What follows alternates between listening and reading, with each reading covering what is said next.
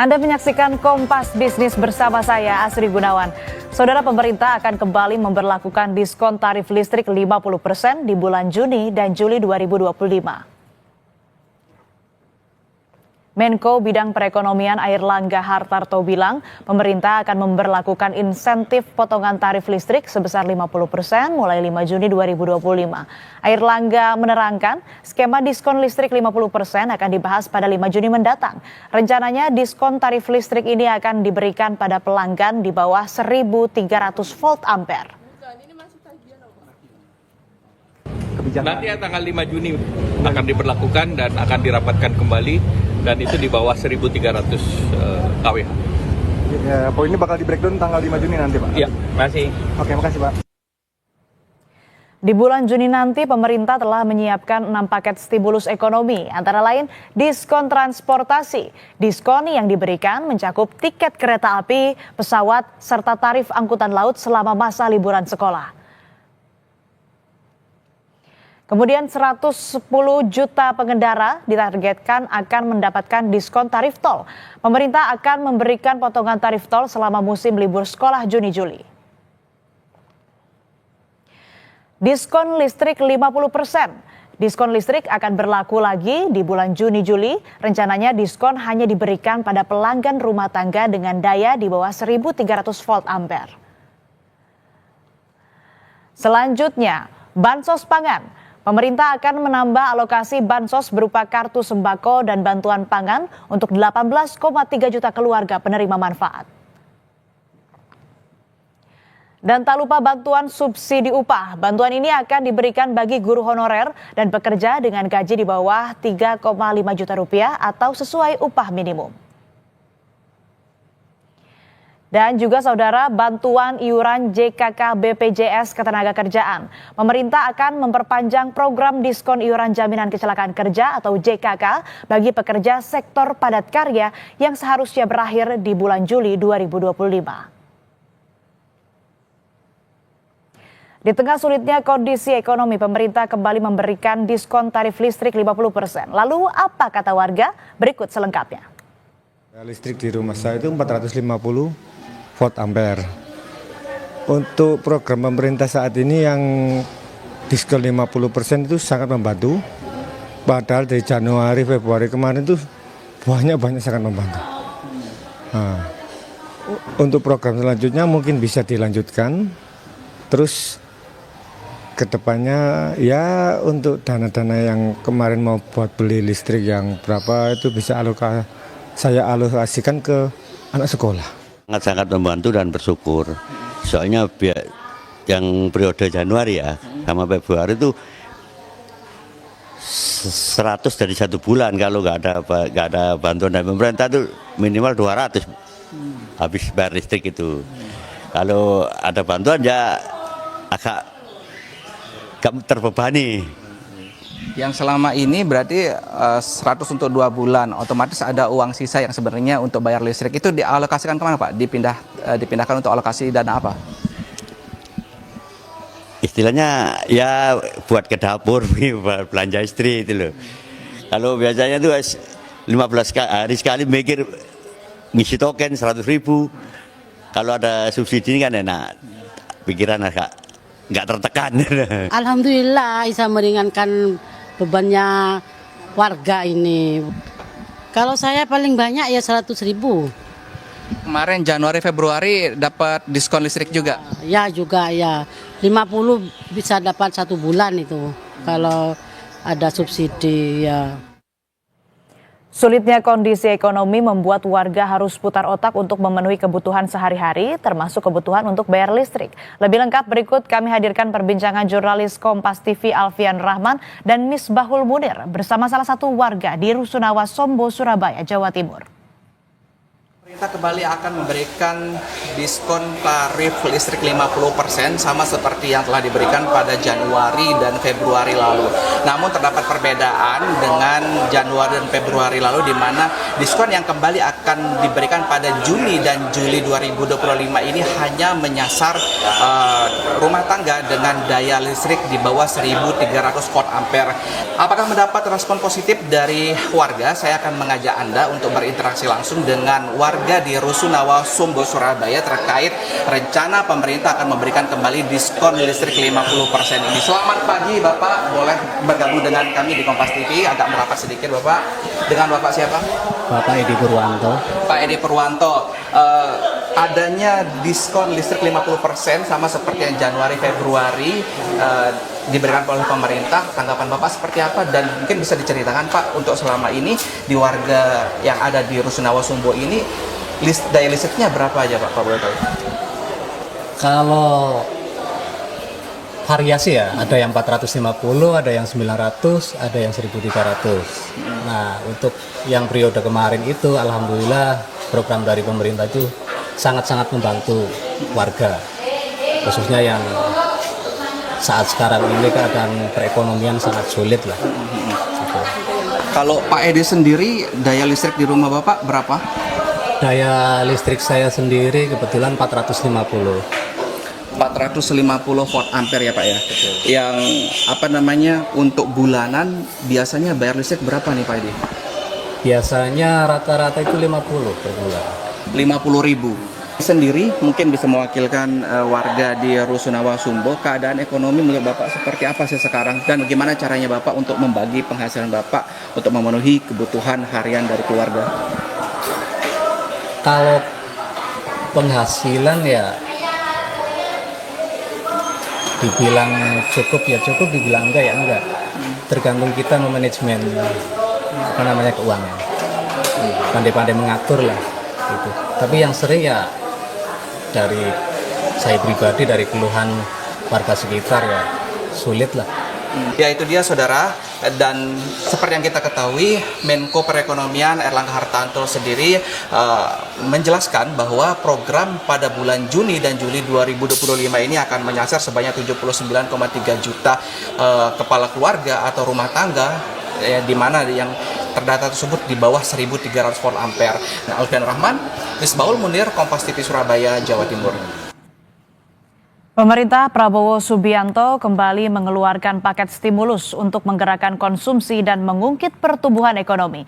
Lalu seberapa ampuh paket stimulus yang dikeluarkan pemerintah? Sudah bergabung ekonom Universitas Indonesia Fitra Faisal bersama kami di Kompas Bisnis. Selamat pagi Mas Fitra, apa kabar? Selamat pagi Mbak, baik, kabar baik. Mas, kita ke diskon tarif listrik dulu. Kira-kira seberapa efektif sih diskon tarif listrik ini untuk mendorong daya beli dan juga menggerakkan konsumsi? Ya, pelajaran dari kuartal pertama di mana ada diskon ya tarif listrik 50% untuk Januari dan Februari sebenarnya cukup meringankan beban dari middle class ya. Jadi sebagaimana kita lihat dari komposisi dari kelas pengeluaran, middle class itu di antara 2 juta sampai 9,9 juta rupiah kelompok pengeluarannya, dan mereka adalah tipe yang kalau kita lihat mereka kaya enggak juga, tapi kalau dibilang miskin mereka enggak miskin gitu ya, sehingga ketika mereka tidak miskin mereka tidak dapat bantuan sosial, tetapi sebenarnya mereka struggling ya, mereka berjuang sendirian di tengah. Sehingga saya lihat bagaimana diskon tarif listrik ini sebenarnya bisa kemudian mengurangi beban mereka. Tetapi mengurangi beban saja tidak cukup ya, karena kita kan juga akan melihat ya potensi alokasi anggaran mereka kemana. Nah, sementara ini mereka masih melihat bahwa bulan Juli itu adalah bulan yang sangat krusial. Karena apa? Karena ini adalah periode masuk sekolah anak, periode harus berganti kelas, berganti sekolah, dan seterusnya. Sehingga saya rasa ini juga sebagian dari apa yang mereka dapatkan diskon di bulan Januari dan Februari, mereka tahan dulu untuk mengeluarkan pengeluaran berikutnya. Kenapa? Karena dari sisi kepercayaan ya, bagaimana kita lihat dari indeks kepercayaan konsumen di bulan Maret itu justru anjlok padahal masa Lebaran ya 121 terendah semenjak 5 bulan terakhir.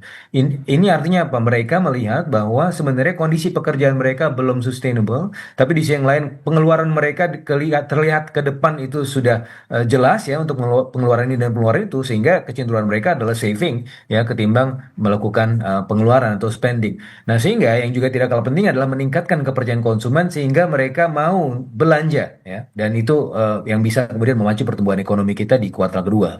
Oke, cukup meringankan beban middle class yang solo fight lah ya. Tapi kan ke depan juga tadi Mas Fitra bilang akan ada banyak kebutuhan. Nah, apakah 6 paket stimulus ini termasuk yang utamanya tadi diskon tarif listrik 50% tepat untuk mengatasi persoalan ekonomi yang kita hadapi? Kalau kita lihat data BPS juga menunjukkan ekonomi Indonesia di periode Januari hingga Maret ini hanya tumbuh 4,87%, Mas Fitra. Sementara konsumsi yang jadi motor utama ekonomi Indonesia juga hanya mampu tumbuh 4,89%. Keduanya di bawah standar pertumbuhan 5%. Ini bagaimana, Mas Fitra? Ya, keduanya suboptimal. Karena kalau kita lihat salah satu komponen lagi dari pertumbuhan ekonomi yaitu pengeluaran pemerintah justru terkontraksi 1,38% ya di kuartal pertama tahun lalu, tahun ini. Tapi dibandingkan dengan tahun lalu misalnya ya, tahun lalu itu di kuartal pertamanya kenapa kita bisa tumbuh 5,11%? Salah satunya juga karena pemerintah itu mengeluarkan anggarannya secara eksesif ya di front load di awal ya, bagaimana secara year on year di tahun 2024 pengeluaran pemerintah itu 20%.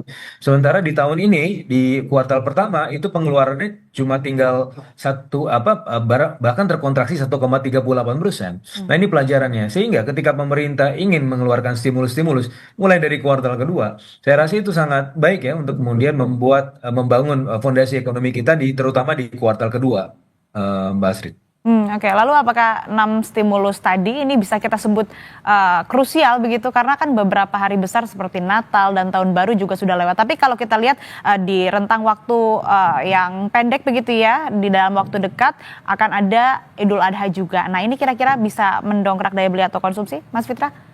Ya, ini kita akan menghadapi libur panjang berikutnya ya, di akhir Mei sampai awal Juni ya. Ini mudah-mudahan dengan diskon transportasi, tarif tol itu juga bisa kemudian memajukan ya potensi ekonomi daerah. Karena pelajaran di kuartal pertama tahun lalu sekali lagi, itu selain Lebaran juga ada pengeluaran pemerintah dan juga kepercayaan masyarakat itu sedang berada dalam tinggi-tingginya gitu ya. Sehingga saya rasa ini suatu hal yang bisa kemudian kita lihat di kuartal kedua perkembangannya, di mana ketika sektor pariwisata itu flourishing sebagaimana di kuartal 1 tahun lalu, itu bisa signifikan untuk meningkatkan potensi pertumbuhan ekonomi. Dan yang juga tidak kalah pentingnya Mbak Asri, kita juga akan melihat di paket stimulus itu ada perpanjangan diskon iuran. Nah, diskon iuran ini penting. Kenapa? Karena sebenarnya pengeluaran middle class itu paling besar pertama yang makanan, yang kedua adalah untuk perumahan, yang ketiga adalah untuk pajak dan iuran.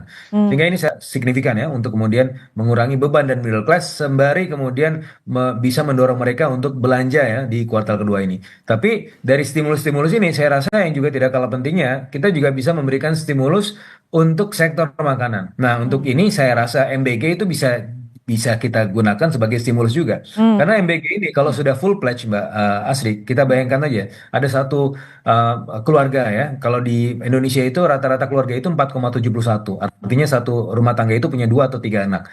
Nah, anggaplah 2 anak, satu anak itu diberikan misalnya makan siang gratis ya, satu hari 15.000, dikali dengan 20, itu dikali dengan 2, itu jadi 600.000. Ada potensi 600.000 anggaran yang dihemat ya untuk pengeluaran makanan, di mana ini adalah kelompok pengeluaran middle class yang paling besar 41,7%. Yang berikutnya yang kedua, saya rasa selain stimulus-stimulus yang sudah rencana diberikan oleh pemerintah ini, perlu juga untuk diberikan ke sektor perumahan ya, rumah subsidi dan seterusnya. Karena apa? Ini 28% pengeluaran middle class di situ. Jadi 41,7% itu di sektor makanan, 28% di sektor properti. Nah, baru yang ketiga itu untuk pajak dan iuran. Saya rasa penting juga kita untuk melihat pemerintah melakukan stimulasi ekonomi di sektor-sektor tersebut, Mbak Astrid. Ya, stimulus juga diharapkan bisa merambah ke sektor lain yang tadi dianggap juga krusial ya, Mas Fitra. Tapi yang tidak kalah pentingnya adalah bagaimana kemudian membangkitkan dan meningkatkan kepercayaan konsumen untuk akhirnya mereka bisa meningkatkan daya beli dan juga konsumsi. Kita nanti akan bahas usai jeda, tapi tetaplah di Kompas Bisnis.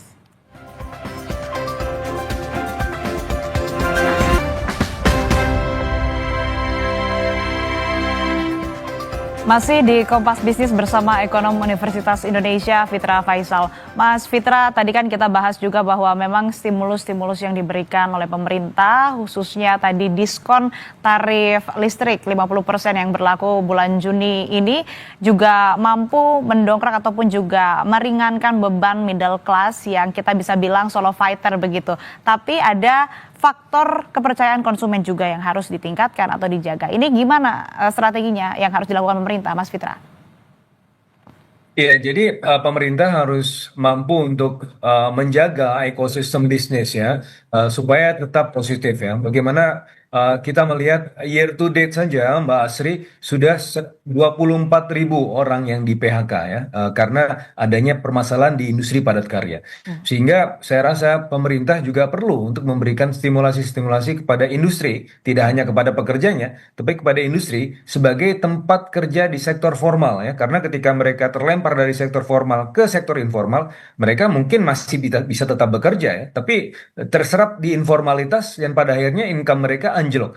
Sehingga penting sekali untuk menjaga ekosistem bisnis ya, untuk tetap positif. Bagaimana stimulasi itu juga diberikan kepada industri dan bagaimana berita-berita terkait dengan premanisme yang melakukan pemalakan ya terhadap industri dan juga investor itu juga bisa dimoderasi ya. Kita juga sudah melihat bagaimana Satgas itu sudah berencana untuk dibentuk oleh pemerintah. Nah, hal-hal seperti ini yang saya rasa bisa meningkatkan potensi kepercayaan konsumen di kuartal kedua sehingga pada akhirnya ya mereka akan menggunakan uangnya untuk belanja gitu, Mbak Asri.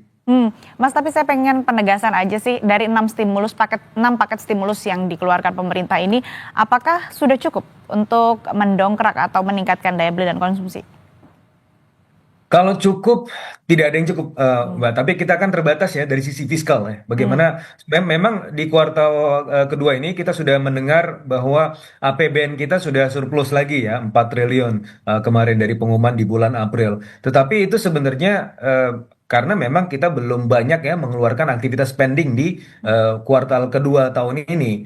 Nah, sehingga ya heads up-nya adalah ketika ini terlalu banyak aktivitas spendingnya, memang di satu sisi bisa melumasi perekonomian, tetapi di sisi yang lain ada dari sisi pembiayaan ini bisa kemudian akan bertambah besar ya, sehingga risiko pembiayaan akan menjadi lebih signifikan. Nah, ini permasalahannya yang sedang dihadapi oleh pemerintah. Tetapi kalau ingin menambah beberapa hal lagi yang lebih strategis menurut saya, seperti yang tadi saya sampaikan, juga masuk ke sektor makanan dan juga sektor perumahan. Ya, MBG itu bisa difungsikan juga untuk melakukan untuk difungsikan sebagai stimulus ya di sektor makanan. Ya, mudah-mudahan MBG ini bisa secara ideal ya terlaksana karena yang tadi saya sampaikan ya kalau kita lihat keluarga itu punya 2 anak, seminimal-minimalnya mereka bisa hemat 500.000 untuk ongkos makanan ya, harian anak-anaknya ya per bulan. Nah, dan di sisi yang lain kalau kita lihat dari breakdown dari sisi pengeluaran middle class itu juga masuk ke sektor properti ya. Jadi subsidi rumah, iuran rumah dan seterusnya itu juga saya rasa perlu untuk diluncurkan juga ya di kuartal kedua tahun ini untuk mengurangi beban middle class sembari juga mendorong mereka untuk melakukan spending yang lebih signifikan di kuartal kedua tahun ini, Mbak Asri. Tapi kalau kita bandingkan dengan 2 stimulus sebelumnya yang telah dikeluarkan pemerintah, apakah dampaknya ini akan sama atau berbeda? Kalau misal kita mengacu ke stimulus di triwulan pertama tahun 2025, meski ada 15 paket ekonomi komplit ya, namun ekonomi ini kan kalau kita lihat tetap tumbuh di bawah 5% begitu, Mas Fitra.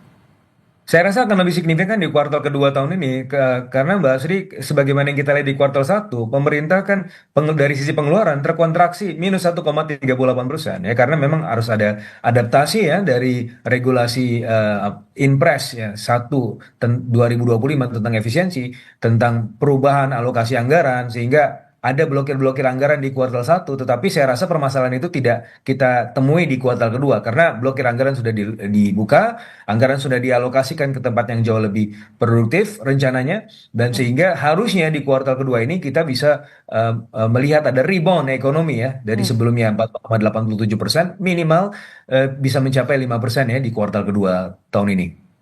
Dampak dari 6 paket stimulus ini apakah hanya berdampak jangka pendek atau dampaknya jangka panjang, Mas Fitra? Tentu ini sifatnya ad hoc ya, karena biar bagaimanapun paket, yang namanya paket itu kan terbatas ya, sifatnya bukan long lasting. Nah, untuk bisa kemudian menjamin sustainability dari perekonomian, terutama dari sisi konsumsi, maka tadi sektor formalnya itu harus diperbesar ya. Karena kejatuhan dari sektor formal ke sektor informal itu yang kemudian membuat middle class itu anjlok income-nya ya selama 5 tahun terakhir. Dan kalau kita lihat dari sisi tabungan, jumlah tabungan bukan tabungan middle class saja, tabungan rata-rata masyarakat kita itu tinggal 1,7 juta rupiah Mbak Asri per bulan Februari dan Maret, data dari LPS secara rata-rata ya. Nah, ini jatuh dari 5 tahun yang lalu, yaitu 3 juta rupiah, hampir setengahnya. Makan tabungan. Kenapa? Karena income-nya terbatas. Kenapa income-nya terbatas? Anjlok karena mereka terlempar dari sektor formal, yang mana itu adalah industri. Sehingga ketika pemerintah bisa fokus pada industrialisasi, maka ini bisa kemudian memperbesar sektor formal, menaikkan potensi pendapatan masyarakat, dan pada akhirnya kita bisa melihat sustainability dari konsumsi ke depan akan lebih signifikan lagi, dan pertumbuhan ekonomi yang di atas 5% akan terrealisasi menurut saya, Mbak Asri. Kita lebih spesifik lagi soal diskon tarif listrik 50%. Ini apakah cukup? Apakah ampuh untuk menambal masalah konsumsi dengan insentif tersebut, atau perlu ada isu struktural lain yang diatasi, Mas Fitra? Isu struktural tadi yang saya sampaikan ya, bagaimana industrinya, tetapi untuk di jangka pendek ini ad hoc ya, karena middle class itu yang seperti yang saya sampaikan tadi, dia bukan orang kaya, tapi dia juga bukan orang miskin, sehingga ketika mereka kesulitan, mereka tidak berhak dapat bansos ya. Ada yang memang dapat bansos, tapi mereka bukan kelompok yang berhak dapat bansos ya rata-rata. Sehingga ketika ada diskon tarif listrik, yang mana ini sebenarnya adalah mengurangi beban mereka. Ini saya rasa signifikan ya untuk mengurangi beban dari middle class tersebut. Tetapi tentunya harapan saya juga ada tambahan stimulus lain, yang mana itu fokus pada pengeluaran middle class yang tadi saya sebutkan, Mbak Asri.